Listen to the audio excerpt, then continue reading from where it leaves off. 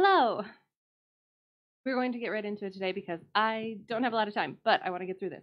So, we are starting with Eleonora by Edgar Allan Poe. Ah! Alright, sure everything's working. Alright, and Eleonora. So, this is a short story by Edgar Allan Poe, first published in 1842, often regarded as somewhat autobiographical and has a relatively happy ending. I wasn't going to say that, but I guess I have. I didn't want to spoil it, but so this will be romance. The story follows an unnamed narrator who lives with his cousin and aunt in the Valley of the Many-Colored Grass. An idyllic paradise full of fragrant flowers, fantastic trees, and a river of silence. It remains untrodden by the footsteps of strangers, and so they live isolated but happy. And yes, he and his cousin get together, and that was a thing that happened. So, we shall go on. Eleonora. Oops. There's Latin, and I didn't have time to look it up. Without prejudice to the preservation of the specific form under the soul. Raymond Lully. Sure.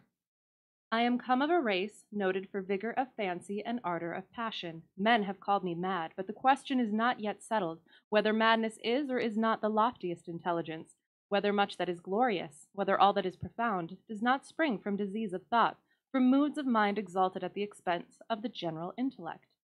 And I want to highlight that because I like it.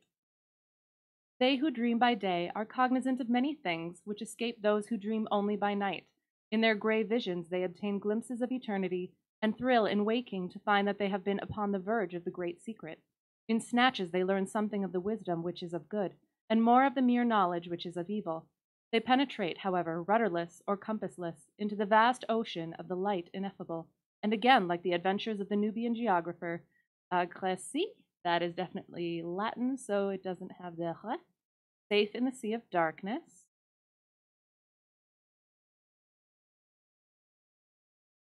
What was in him was to spy on was to explore. And again, like the adventures of the Nubian geographer, deep in the abyss, something about exploring. I'm sorry. We will say then that I am mad. I grant at least that there are two distinct conditions of my mental existence. The condition of a lucid reason, not to be disputed, and belonging to the memory of events forming the first epoch of my life, and a condition of shadow and doubt, appertaining to the present and to the recollection of what constitutes the second great era of my being. Therefore, what I shall tell of the earlier period, believe, and to what I may relate of the later time, give only such credit as may seem due, or doubt it altogether, or if doubt it ye cannot, then play unto its riddle the Oedipus. She whom I loved in youth, and of whom I now pen calmly and distinctly these remembrances, was the sole daughter of the only sister of my mother long departed. Eleonora was the name of my cousin. We had always dwelled together, beneath a tropical sun, in the valley of the many-colored grass. No unguided footstep ever came upon that vale, for it lay far away up among a range of giant hills that hung beetling around about it, shutting out the sunlight from its sweetest recesses. No path was trodden in its vicinity, and to reach our happy home, there was need of putting back, with force, the foliage of many thousands of forest trees, and of crushing to death the glories of many millions of fragrant flowers. Thus it was. I've lost my place. Thus it was that we lived all alone, knowing nothing of the world without the valley, I and my cousin and her mother. From the dim regions beyond the mountains, at the upper end of our encircled domain, there crept out a narrow and deep river, brighter than all save the eyes of Eleonora, and winding stealthily about in mazy courses, it passed away at length through a shadowy gorge, among hills still dimmer than those whence it had issued. We called it the River of Silence, for there seemed to be a hushing influence in its flow. No murmur arose from its bed, and so gently it wandered along, that the pearly pebbles upon which we loved to gaze, far down within its bosom, stirred not at all, but lay in a motionless content, each in its own old station, shining on gloriously forever. The margin of the river, and of the many dazzling rivulets that glided through devious ways into its channel, as well as the spaces that extended from the margins away down into the depths of the streams, until they reached the bed of pebbles at the bottom. These spots, not less than the whole surface of the valley, from the river to the mountains that girdled it in, were carpeted all by a soft green grass, thick, short, perfectly even, and vanilla perfumed, but so besprinkled throughout with the yellow buttercup, the white daisy, the purple violet, and the ruby red asphodel, that its exceeding beauty spoke to our hearts in loud tones of the love and of the glory of God.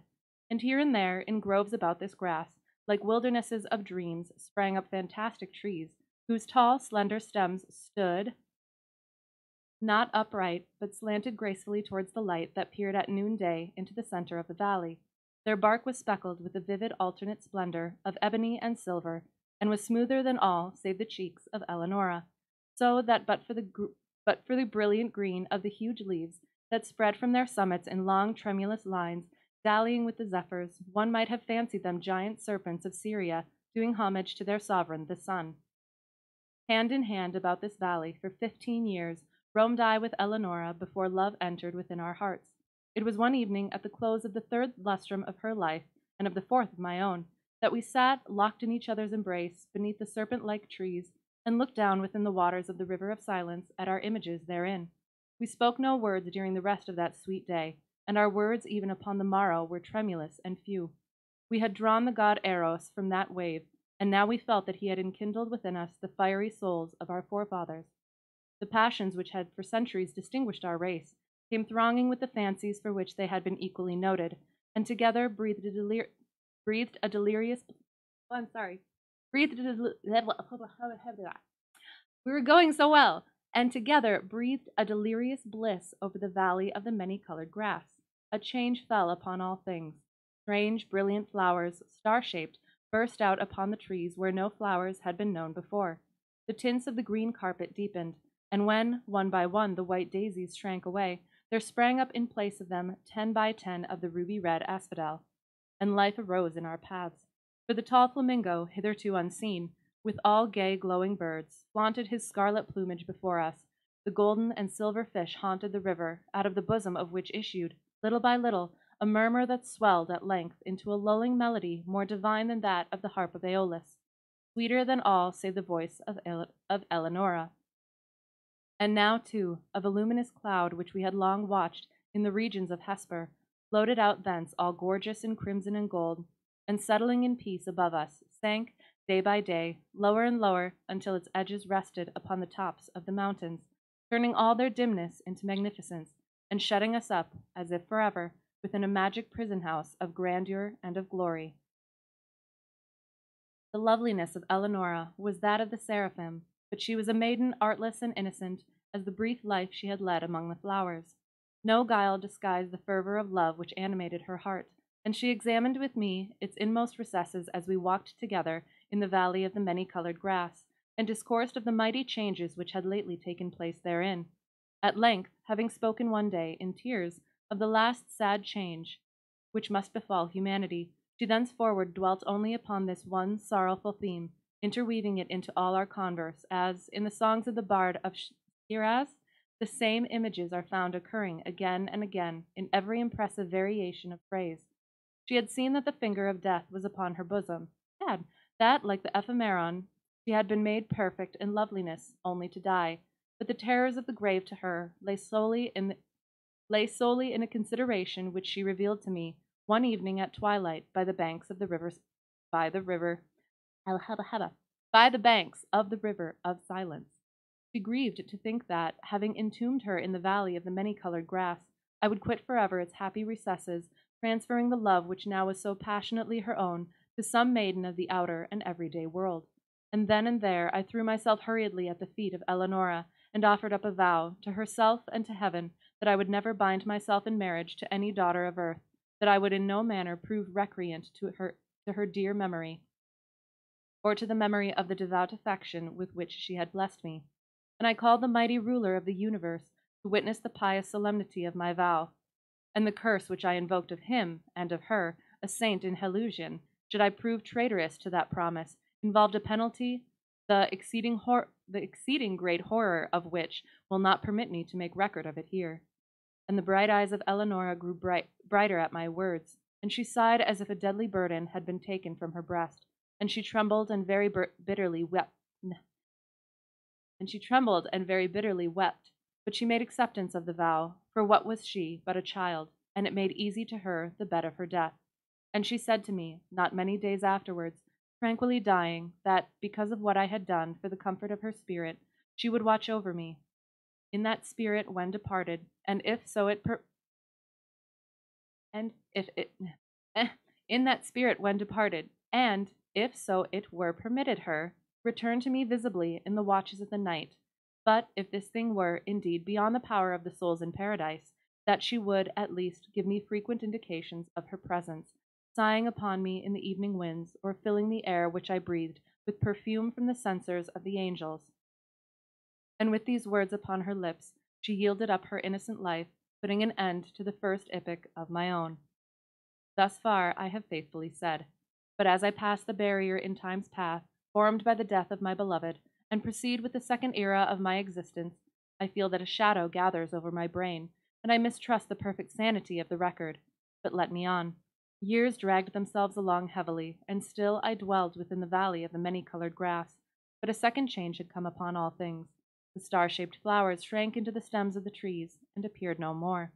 The tints of the green carpet faded, and one by one the ruby-red asphodels withered away, and there sprang up, in place of them, 10 by 10, dark, eye-like violets that writhed uneasily and were ever encumbered with dew. And life departed from our paths, for the tall flamingo flaunted no longer his scarlet plumage before us, but flew sadly from the vale into the hills, with all the gay, glowing birds that had arrived in his company, and the golden and silver fish swam down through the gorge at the lower end of our domain, and bedecked the sweet river never again. And the lulling melody that had been softer than the wind-harp of Iolus, and more divine than all save the voice of Eleonora, it died little by little away, in murmurs growing lower and lower, until the stream returned at length utterly into the solemnity of its original silence. And then, lastly, the voluminous cloud uprose, and abandoning the tops of the mountains to the dimness of old, fell back into the regions of Hesper, and took away all its manifold golden and gorgeous glories from the valley of the many-colored grass. Yet the promises of Eleonora were not forgotten, for I heard the sounds of the swinging of the censers of the angels, and streams of a holy perfume floated ever and ever about the valley, and at lone hours, when my heart beat heavily, the winds that bathed my brow came on to me laden with soft sighs, and indistinct murmurs filled often the night air, and once, oh, but once only, I was awakened from a slumber, like the slumber of death, by the pressing of spiritual lips upon my own. But the void within my heart refused, even thus, to be filled. I longed for the love which had before filled it to overflowing. At length the valley pained me through its memories of Eleonora, and I left it forever for the vanities and the turbulent triumphs of the world. I found myself within a strange city, where all things might have served to blot from recollection sweet dreams I had dreamed so long in the valley of the many-colored grass. The pomps and pageantries of a stately court, and the mad clangor of arms, and the radiant loveliness of woman, bewildered and intoxicated my brain. But as yet my soul had proved true to its vows, and the indications of the presence of Eleonora were still given me in the silent hours of the night. Suddenly these manifestations, they ceased, and the world grew dark before mine eyes, and I stood aghast at the burning thoughts which possessed, at the terrible temptations which beset me. For there came from some far, far distant and unknown land, into the gay court of the king I served, a maiden to whose beauty my whole recreant heart yielded at once, at whose footstool I bowed down without a struggle, in the most ardent, in the most abject worship of love. What indeed was my passion for the young girl of the valley in comparison with the fervor and the delirium and the spirit-lifting ecstasy of adoration with which I poured out my whole soul in tears at the feet of the ethereal Ermengarde? O bright was the seraph Ermengarde, and in what knowledge I had room for none other. O divine was the angel Ermengarde, and as I looked down into the depths of her memorial eyes, I thought only of them, and of her. I wedded, nor dreaded the curse I had invoked, and its bitterness was not visited upon me. And once, but once again in the silence of the night, there came through my lattice the soft sighs which had forsaken me, and they modeled themselves into familiar and sweet voice, saying, "Sleep in peace, for the spirit of love reigneth and ruleth, and in taking to thy passionate heart her who is Ermengarde, thou art absolved, for reasons which shall be made known to thee in heaven, of thy vows unto Eleonora."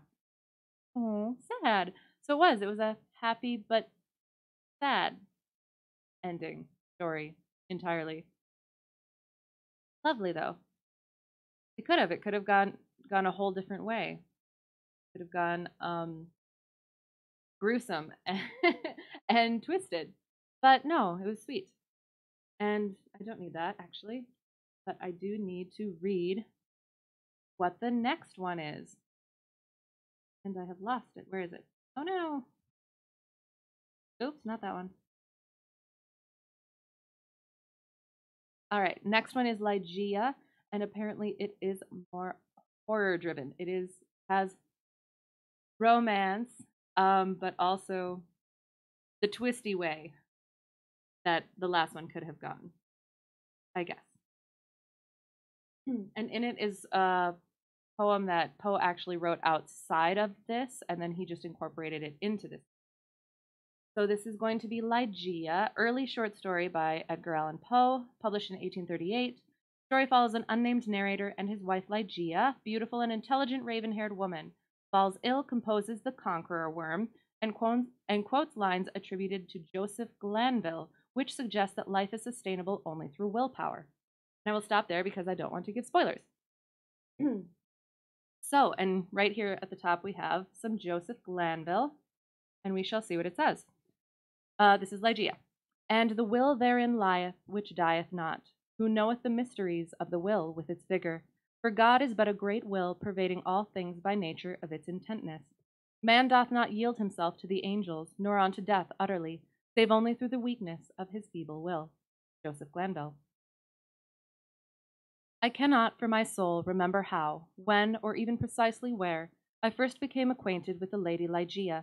Long years have since elapsed, and my memory is feeble through much suffering.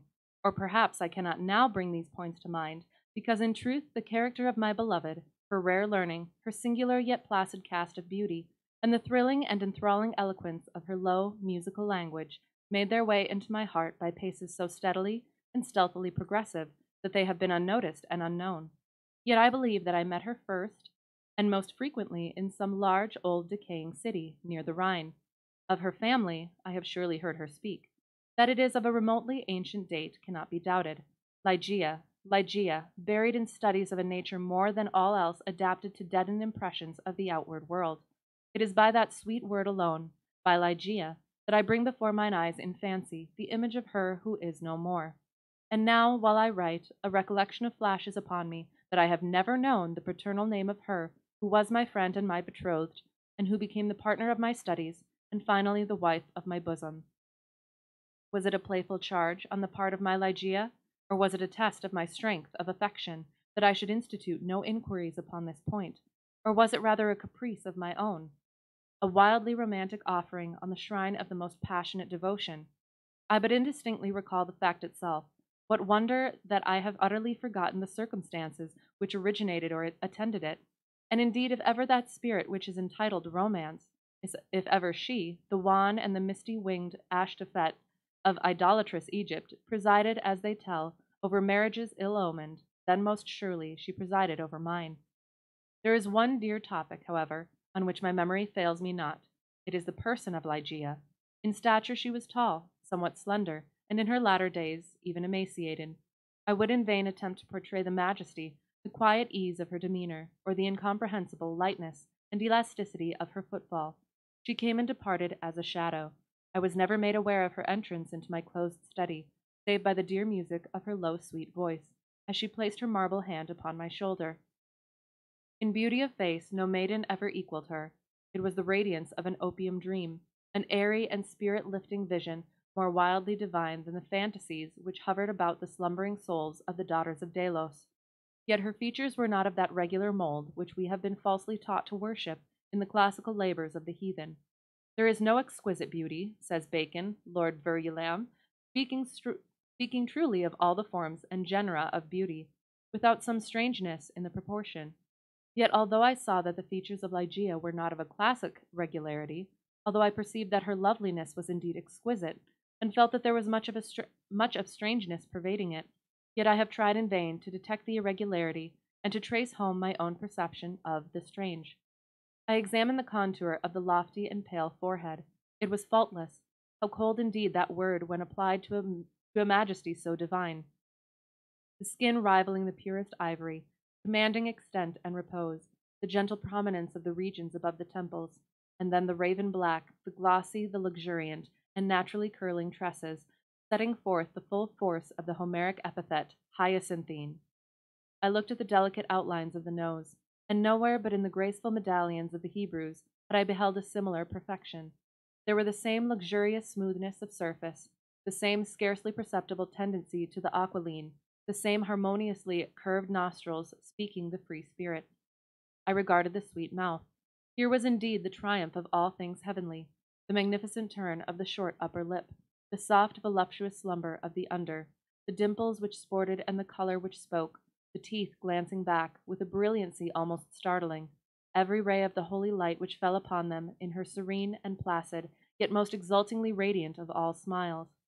I scrutinized the formation of the chin, and here too I found the gentleness of breadth, the softness and the majesty, the fullness and the spirituality of the Greek, the contour which the god Apollo revealed but in a dream to Cleomenes, the son of the Athenian, and then I peered into the large eyes of Ligeia.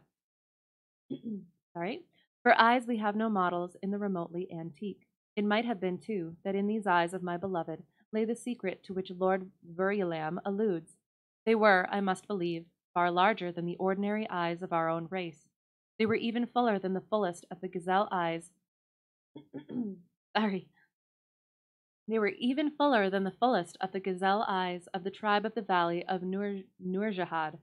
Yet it was only at intervals, in moments of intense excitement, that this peculiarity became more than slightly noticeable in Ligeia, and at such moments was her beauty, in my heated fancy, thus it appeared perhaps, the beauty of beings either above or apart from the earth, the beauty of the fabulous houri of the Turk.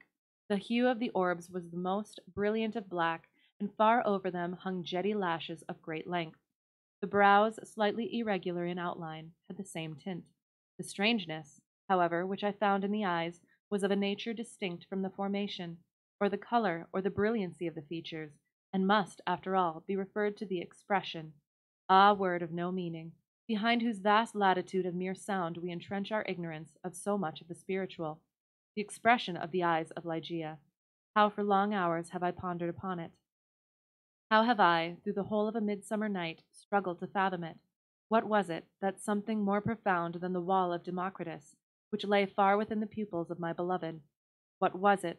I was possessed with a passion to discover. Those eyes, those large, those shining, those divine orbs.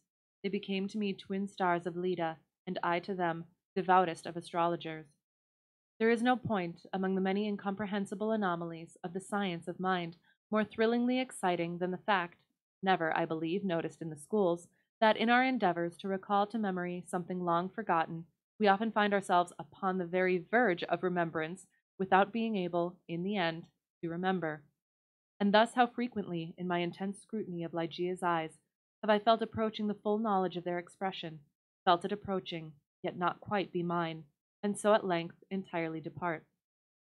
And, strange, oh strangest mystery of all, I found in the commonest objects of the universe a circle of analogies to that expression.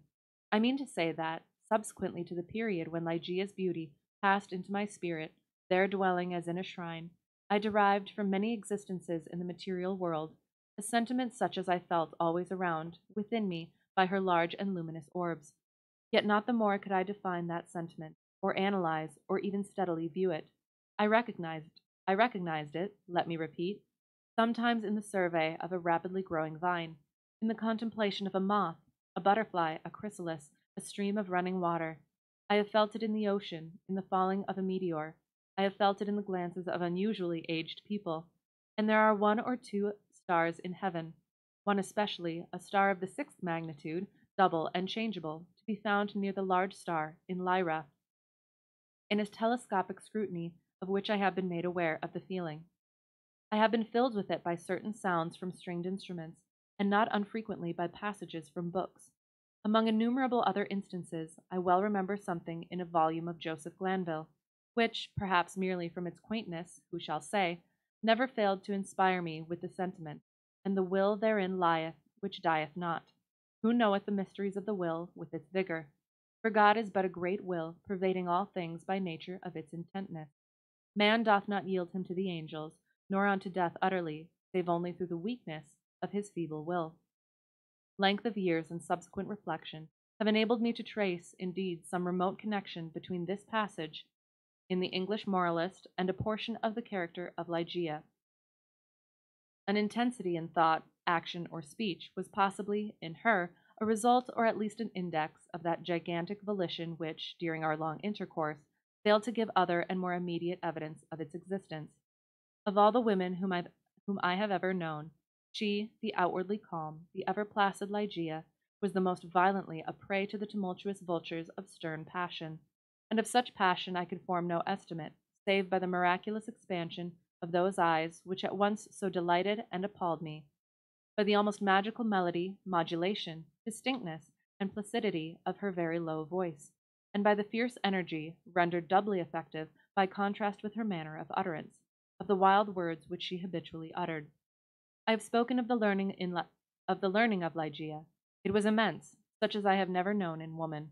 In the classical tongues was she deeply proficient, and as far as my own acquaintance extended in regard to the modern dialects of Europe, I have never known her at fault.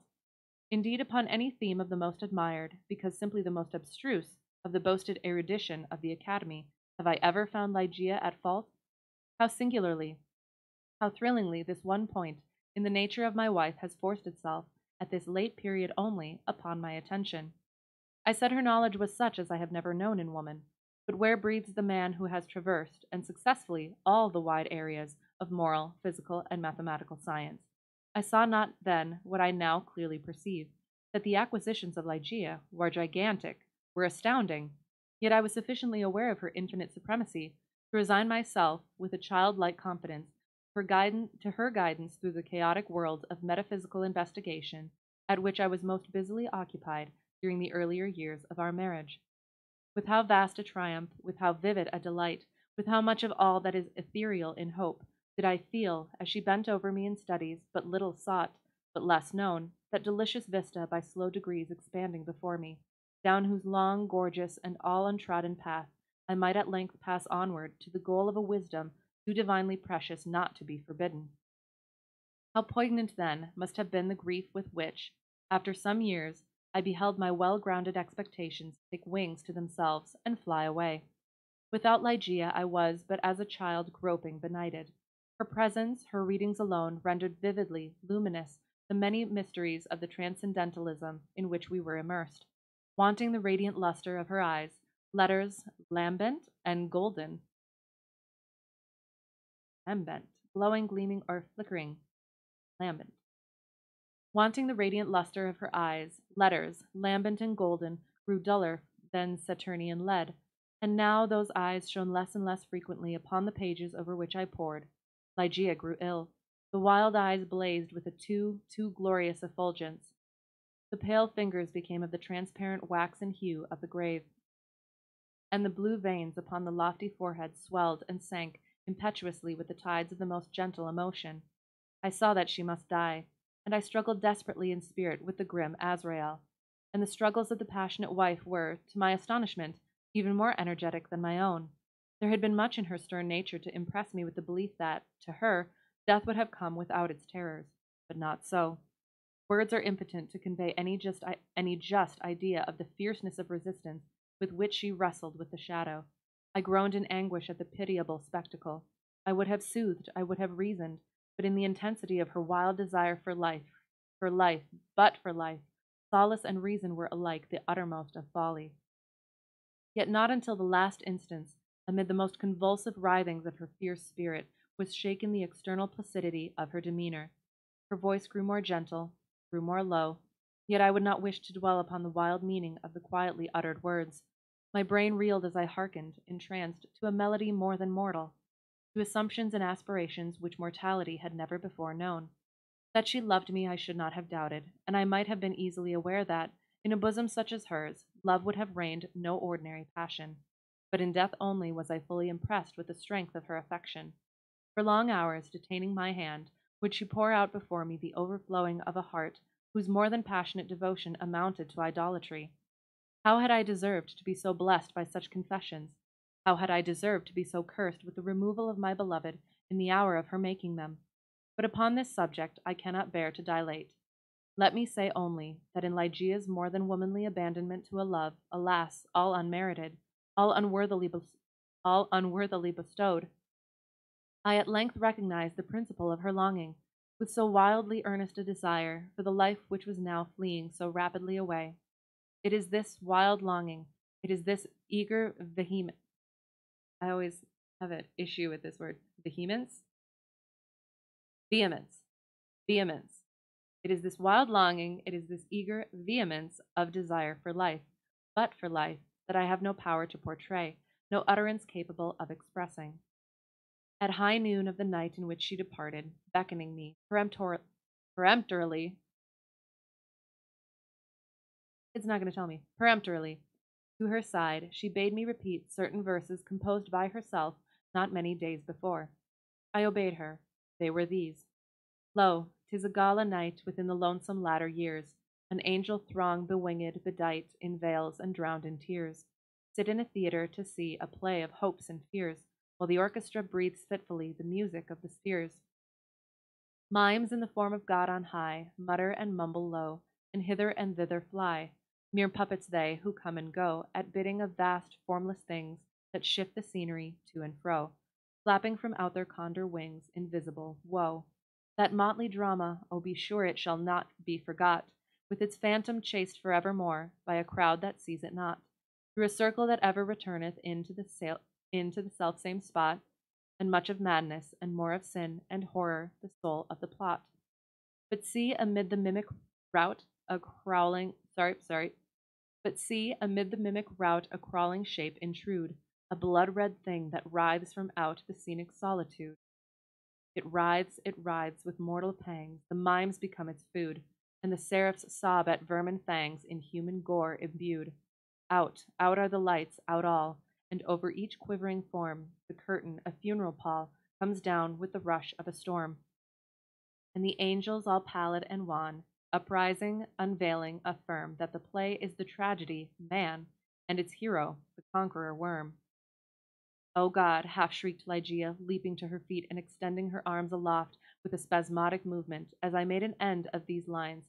"O God, O divine Father, shall these things be undeviatingly so? Shall this conqueror be not once conquered? Are we not part and parcel in thee? Who knoweth the mysteries of the will with its vigor? Man doth not yield him to the angels, nor unto death utterly, save only through the weakness of his feeble will." And now, as if exhausted with emotion, she suffered her white arms to fall, and returned solemnly to her bed of death. And as she breathed her last sighs, there came mingled with them a low murmur from her lips. I bent to them my ear, and distinguished again the concluding words of the passage in Glanville: "Man doth not yield him to the angels, nor unto death utterly, save only through the weakness of his feeble will." She died, and I, crushed into the very dust with sorrow, could no longer endure the lonely desolation of my dwelling in the dim and decaying city by the Rhine. I had no lack of what the world calls wealth. Ligeia had brought me far more, very far more, than ordinarily falls to the lot of mortals. After a few months, therefore, of weary and aimless wandering, I purchased and put in some repair an abbey, which I shall not name, in one of the wildest and least frequented portions of fair England. The gloomy and dreary grandeur of the building, the almost savage aspect of the domain, the many melancholy and time-honored memories connected with both, had much in unison with the feelings of utter abandonment, which had driven me into that remote and unsocial region of the country. Yet although the external abbey, with its verdant decay hanging about it, suffered but little alteration, I gave way, with a childlike perversity, and perchance with a faint hope of alleviating my sorrows, to a display of more than regal magnificence within. For such follies, even in childhood, I had imbibed a taste, and now they came back to me as if in the dotage of grief. Also, I feel how much even of incipient madness might have been discovered in the gorgeous and fantastic draperies, in the solemn carvings of Egypt, in the wild cornices and furniture, in the bedlam patterns of the carpets of tufted gold. I had become a bounden slave in the trammels of opium, and my labors and my orders had taken a coloring from my dreams. But these absurdities I must not pause to detail. Let me speak only of that one chamber, ever accursed, whither in a moment of mental alienation I led from the altar as my bride, as the successor of the unforgotten Ligeia, the fair-haired and blue-eyed Lady Rowena Trevanion of Tremaine. There is, there is no individual portion of the architecture and decoration of that bridal chamber which is not now visibly before me. Where were the souls of the haughty family of the bride, when, through thirst of gold, they permitted to pass the threshold of an apartment so bedecked, a maiden and a daughter so beloved? I have said that I minutely remember the details of the chamber, yet I am sadly forgetful on topics of deep moment.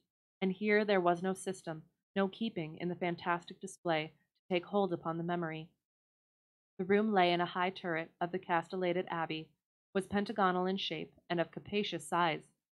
Occupying the whole southern face of the pentagon was the sole window, an immense sheet of unbroken glass from Venice, a single pane and tinted of a leaden hue, so that the rays of either the sun or moon passing through it fell with a ghastly luster on the objects within. Over the upper portion of this huge window extended the trellis work of an aged vine, which clambered up the massy walls of the turret.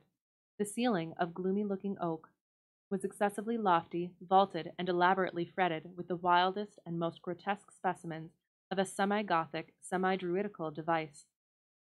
From out the most central recess of this melancholy vaulting depended by a single chain of gold with long links a huge censer of the same metal, Saracenic in pattern, and with many perforations so contrived that there writhed in and out of them, as if endued with a serpent vitality, a continual succession of party-colored fires. Some few ottomans and golden candelabra of Eastern figure were in various stations about, and there was the couch, too, the bridal couch, of an Indian model and low, and sculptured of solid ebony, with a pall-like canopy above. In each of the angles of the chamber stood on end a gigantic sarcophagus of black granite from the tombs of the kings over against Luxor, with their aged lids full of immemorial sculpture. But in the draping of the apartment lay, alas, the chief fantasy of all. The lofty walls, gigantic in height, even unproportionably so, were hung from summit to foot in vast folds with a heavy and massive-looking tapestry, a tapestry of a material which was found alike as a carpet on the floor, as a covering for the ottomans and the ebony bed, as a canopy for the bed, and as the gorgeous volutes of the curtains which partially shaded the window. The material was the richest cloth of gold. It was spotted all over at irregular intervals with arabesque figures, about a foot in diameter, and wrought upon the cloth in patterns of the most jetty black. But these figures partook of the true character of the arabesque only when regarded from a single point of view. By a contrivance now common, and indeed traceable to a very remote period of antiquity, they were made changeable in aspect. To one entering the room, they bore the appearance of simple monstrosities, but upon a farther advance, this appearance gradually departed, and step by step, as the visitor moved his station in the chamber, he saw himself surrounded by an endless succession of the ghastly forms which belong to the superstition of the Norman, or arise in the guilty slumbers of the monk. The phantasmagoric effect was vastly heightened by the artificial introduction of a strong, continual current of wind behind the draperies, giving a hideous and uneasy animation to the whole. In halls such as these, in a bridal chamber such as this, I passed, with the Lady of Tremaine, the unhallowed hours of the first month of our marriage, passed them with but little disquietude. That my wife dreaded the fierce moodiness of my temper, that she shunned me and loved me but little, I could not help perceiving, but it gave me rather pleasure than otherwise. I loathed her with a hatred belonging more to demon than to man. My memory flew back, oh, with what intensity of regret, to Ligeia, the beloved, the august, the beautiful, the entombed. I reveled in recollections of her purity, of her wisdom, of her lofty, her ethereal nature, of her passionate, her idolatrous love. Now then did my spirit fully and freely burn with more than all the fires of her own. In the excitement of my opium dreams, for I was habitually fettered in the shackles of the drug, I would call aloud upon her name, during the silence of the night, or among the sheltered recesses of the glens by day, as if, through the wild eagerness, the solemn passion, the consuming ardor of my longing for the departed, I could restore her to the pathway she had abandoned. Ah, could it be forever? Upon the earth. About the commencement of the second month of the marriage, the Lady Rowena was attacked with sudden illness, from which her recovery was slow. The fever which consumed her rendered her nights uneasy, and in her perturbed state of half slumber, she spoke of sounds and of motions in and about the chamber of the turret, which I concluded had no origin save in the distemper of her fancy, or perhaps in the phantasmagoric influences of the chamber itself. She became at length convalescent, finally, well. Yet but a brief period elapsed ere a second, more violent disorder again threw her upon a bed of suffering. And from this attack her frame, at all times feeble, never altogether recovered. Her illnesses were, after this epoch, of alarming character, and of more alarming recurrence, defying alike the knowledge and the great exertions of her physicians. With the increase of the chronic disease, which had thus, apparently, taken too sure hold upon her constitution to be eradicated by human means, I could not fail to observe a similar increase in the nervous irritation of her temperament, and in her excitability by trivial causes of fear. She spoke again, and now more frequently and pertinaciously, of the sounds, of the slight sounds, and of the unusual motions among the tapestries, to which she had formerly alluded. One night, near the closing in of September, she pressed this distressing subject with more than usual emphasis upon my attention. She had just wakened from an unquiet slumber, and I had been watching, with feelings half of anxiety, half of vague terror, the workings of her emaciated countenance. I sat by the side of her ebony bed, upon one of the ottomans of India. She partly arose, and spoke, in an earnest, low whisper, of sounds which she then heard, but which I could not hear, of motions which she then saw, but which I could not perceive.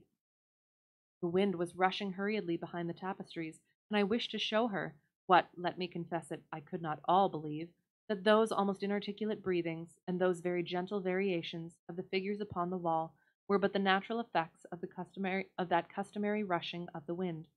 But a deadly pallor, overspreading her face, had proved to me that my exertions to reassure her would be fruitless. She appeared to be fainting, and no attendants were within call. I remembered where was deposited a decanter of light wine which had been ordered by her physicians, and hastened across the chamber to procure it. But as I stepped beneath the light of the censer, two circumstances of a startling nature attracted my attention. I had felt that some palpable, although invisible object had passed lightly by my person, and I saw that there lay upon the golden carpet, in the very middle of the rich lustre thrown from the censer, a shadow, a faint, indefinite shadow of angelic aspect, such as might be fancied for the shadow of a shade. But I was wild with the excitement of an immoderate dose of opium, and heeded these things but little, nor spoke of them to Rowena. Having found the wine, I recrossed the chamber, and poured out a gobletful, which I held to the lips of the fainting lady. She had now partially recovered, however, and took the vessel herself, while I sank upon an ottoman near me, with my eyes fastened upon her person. It was then that I became distinctly aware of a gentle footfall upon the carpet, and near the couch, and in a second thereafter, as Rowena was in the act of raising the wine to her lips, I saw, or may have dreamed that I saw, fall within the goblet, as if from some invisible spring in the atmosphere of the room, 3 or 4 large drops of a brilliant and ruby-colored fluid. If this I saw, not so Rowena. She swallowed the wine unhesitatingly, and I forbore to speak to her of a circumstance which must, after all I considered, have been but the suggestion of a vivid imagination, rendered morbidly active by the terror of the lady, by the opium, and by the hour. Yet I cannot conceal it from my own perception that, immediately subsequent to the fall of the ruby drops, a rapid change for the worse took place in the disorder of my wife, so that, on the 3rd subsequent night, the hands of her menials prepared her for the tomb, and on the 4th, I sat alone, with her shrouded body, in that fantastic chamber which had received her as my bride. Wild visions, opium engendered, flitted, shadow-like, before me. I gazed with unquiet eye upon the sarcophagi in the angles of the room, upon the varying figures of the drapery, and upon the writhing of the party-colored fires in the censer overhead. My eyes then fell, as I called to mind the circumstances of a former night, to the spot beneath the glare of the censer, where I had seen the faint traces of the shadow. It was there, however, no longer, and breathing with greater freedom, I turned my glances to the pallid and rigid figure upon the bed.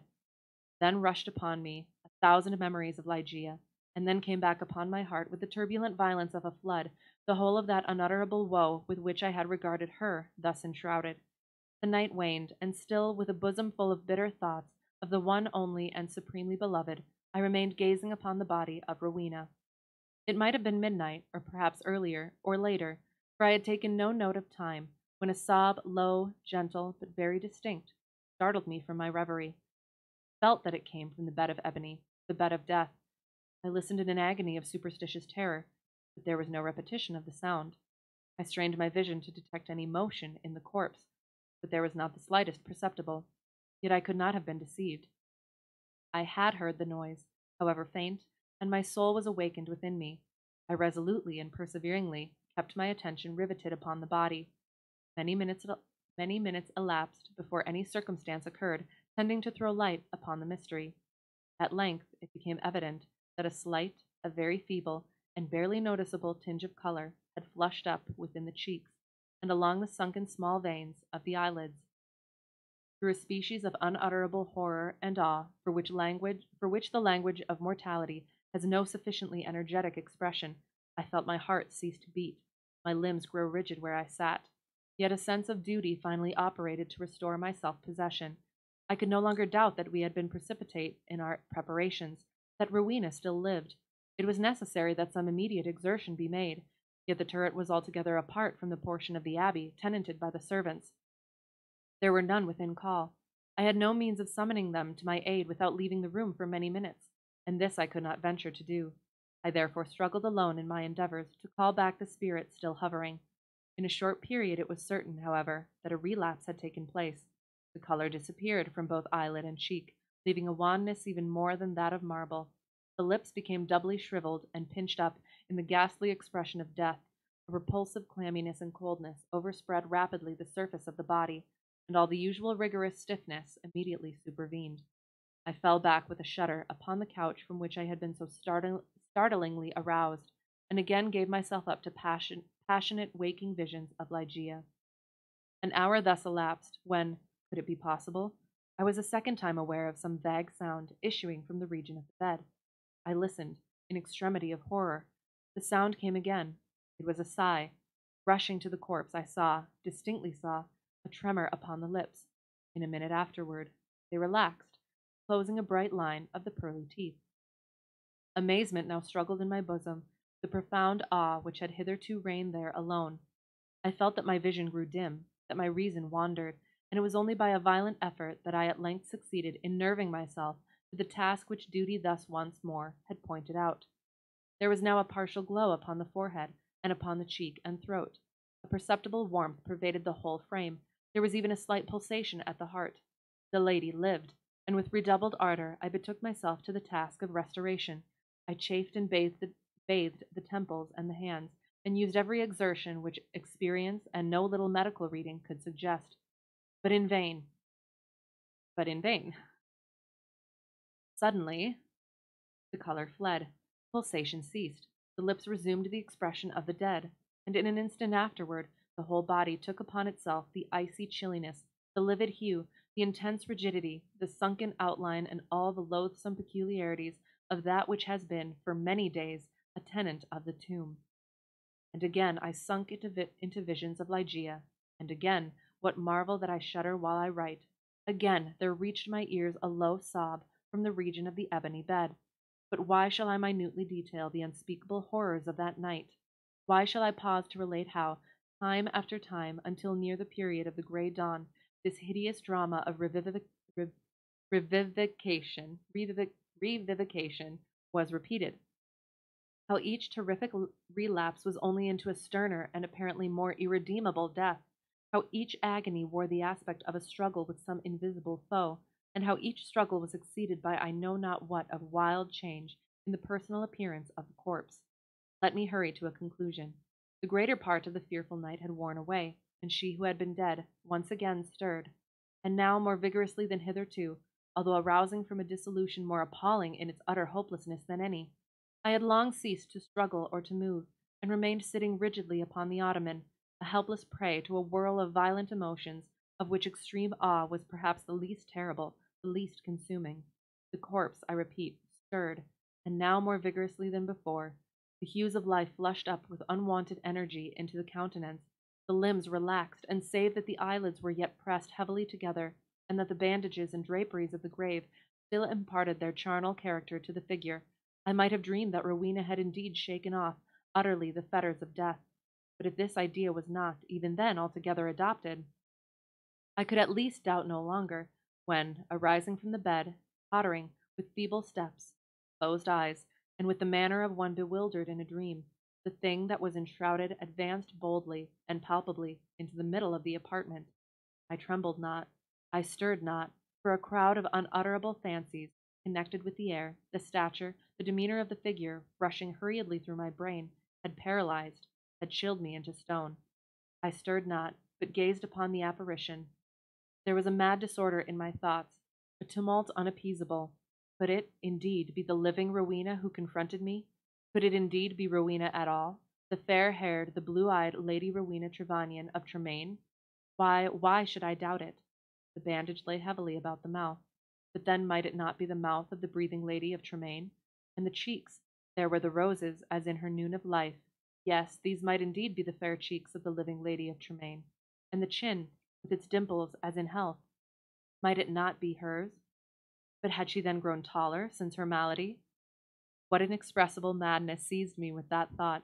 One bound, and I had reached her feet. Shrinking from my touch, she let fall from her head, unloosened the ghastly cerements which had confined it, and there streamed forth into the rushing atmosphere of the chamber huge masses of long and dishevelled hair. It was blacker than the raven wings of midnight, and now slowly upon the eyes of the figure which stood before me. Here then, at least, I shrieked aloud, can I never be mistaken? These are the full, and the black, and the wild eyes of my lost love, of the Lady Ligeia. Oh, I figured that was coming. Hello! So we just had a zombie turn into another woman who had died previously. I figured that was coming, and yeah, that was a good one. That was interesting. I enjoyed that. So we read first Eleonora, which was just kind of straight romantic. I think I've read it before, so I'm not sure if it's one of the more well-known ones. I thought I was thinking of Annabelle Lee, but it might have been that one too. Um, and then yeah, this one, he married his first love, loved her, she died. Married a second chick. Yeah, yep. Yeah, so then he married a second chick, and then um yeah, and then she ended up dying. They didn't love each other. They hated each other apparently. And she died kind of, and then kept coming back to life and dying again. And then it was Ligeia. Yes, I'm actually almost done. Kind of. Um, so there's I'm not sure how many are left here. Actually that. Oh, yeah. So um see how many are left. There might be only one left. Oh, wait, maybe two. I think two. But then I realized I haven't read all of the poetry because I thought, where's the Raven and Annabelle Lee and stuff? So I'm going to have to go through that as well. And my alarm is going to go off soon. Um, yeah. So once we finish those two, which is I think Morella and Metzengerstein and Morella, then we'll be moving on to the poetry. Poetry. Um, yeah, so almost done. We're very close. And I'm very sad to say I'm gonna have to go. I was super late, not not really by my own fault. Um, and so I have obligations to attend. What? Oh, I like that because I have been trying to figure out what I should. So thank you. I do. I love Shakespeare. So I could. And I did. I thought about that is I wanted to do something short again since I'm really off with timing and opportunity. So I want to do things that I can just have in the have in the one session. So I like that. I love that. Probably going to do that. So thank you for that. Oh, now I'm looking forward to it. I haven't done Shakespeare in a while. Ooh, that'll be interesting. So yes. Anyway, yeah, we got some romance, we got some horror. And I'm so sorry that I have to leave again. It was good to see you. Awesome. And I was supposed to do it on Monday, supposed to do it yesterday. and I was finally able to do it today, and hopefully I'll be able to do it tomorrow or Friday, but we'll see. So, yes, thank you for being here, if only for a moment. And yes, have a good whatever it's going to be for you. Thank you. And yes, let me get my thing together. And yes, hopefully see you again soon. Very, very soon. At some point, I will have a much better schedule. Yes. Anyway, yes. Thanks and bye.